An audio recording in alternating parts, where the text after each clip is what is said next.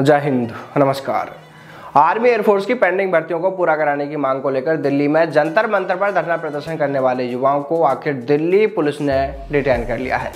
Social media पर मिल रही जानकारी के अनुसार ये युवा पहले उपराष्ट्रपति निवास के बाहर अपनी मांगे रखने के लिए पहुंचे थे, जिस पर दिल्ली पुलिस ने वहां पहुंचकर इन युवाओं के साथ में बातचीत की और इन युवाओं को ऐसा नहीं करने की हिदायत दी। दिल्ली पुलिस का कहना था कि आप इस तरह से दिल्ली में जहां मन करे वहां पर यूं खुले में धरना प्रदर्शन नहीं कर सकते हैं। यहां पर बहुत ज़्यादा सिक्योरिटी इशू रहता है, इसलिए जिस जगह की आपको परमिशन दी गई है आपको वहीं पर धरना प्रदर्शन करना चाहिए। इस तरह कहीं पर भी आप धरना प्रदर्शन नहीं कर सकते हैं। अगर इस तरह आप सड़कों पर कहीं भी दिल्ली में धरना प्रदर्शन करते हैं तो फिर युवाओं पर दिल्ली पुलिस को कार्रवाई करनी पड़ेगी। और शायद इसी दौरान दिल्ली पुलिस और युवाओं के बीच में किसी बात को लेकर शायद बात बढ़ गई, जिस पर दिल्ली पुलिस ने सिक्योरिटी इशू का हवाला देते हुए इन युवाओं को डिटेन कर लिया और एक बस में बैठाकर इन युवाओं को वहां से ले जाया गया। हालांकि एक दिन पहले भी पीड़ित युवाओं और दिल्ली पुलिस के बीच में कुछ गर्मा गर्मी जैसा माहौल देखने को मिला था। दिल्ली पुलिस ने युवाओं को गिरफ्तार करने के लिए धमकी दी थी, तो बाद में युवाओं ने भी कह दिया था कि हम धमकी से नहीं डरने वाले हैं, आप जहां चाहे हमें लेकर चल सकते हैं।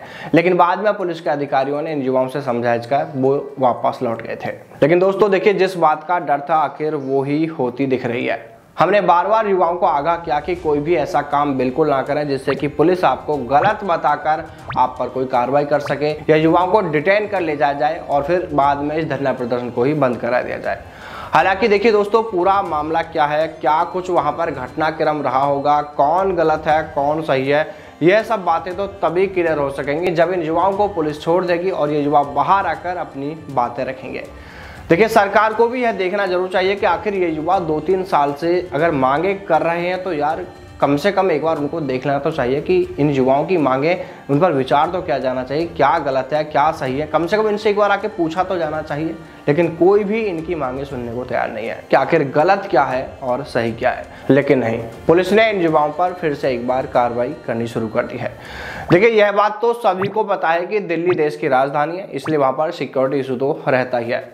और देखिए, जब ऊपर से प्रेशर होता है तो फिर पुलिस को भी कुछ ना कुछ तो एक्शन लेना ही होता है। और फिर ये मामला तो पूरी तरह केंद्र सरकार से जुड़ा हुआ है और अभी केंद्र सरकार इस पर पूरी तरह से नज़र जमाए हुए है। देखिए, इस मामले में अगर यूं ही चलता रहा तो फिर कह सकते हैं कि कहीं पर भी कोई इसको लेकर समाधान तो नहीं दिख रहा है।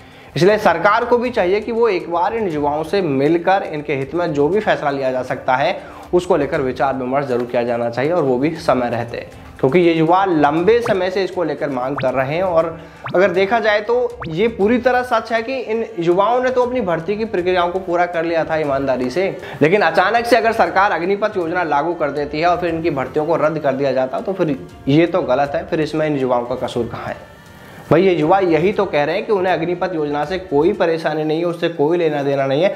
वो तो सिर्फ ये चाहते हैं कि उनकी उन पेंडिंग भर्तियों को पूरा कराया जाए जिन्हें सरकार ने रद्द कर दिया है।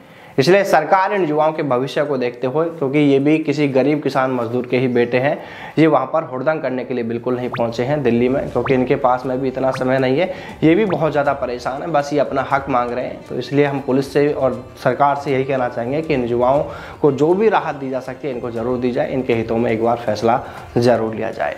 तो चलिए दोस्तों, फिर मिलते हैं सेना में सेना भर्ती से जुड़ी तमाम बड़ी खबरों के साथ। तब तक सावधान रहें, दलालों से दूर रहें, अपना और अपनों का ख्याल रखिएगा। जय हिंद, जय भारत, वंदे मातरम।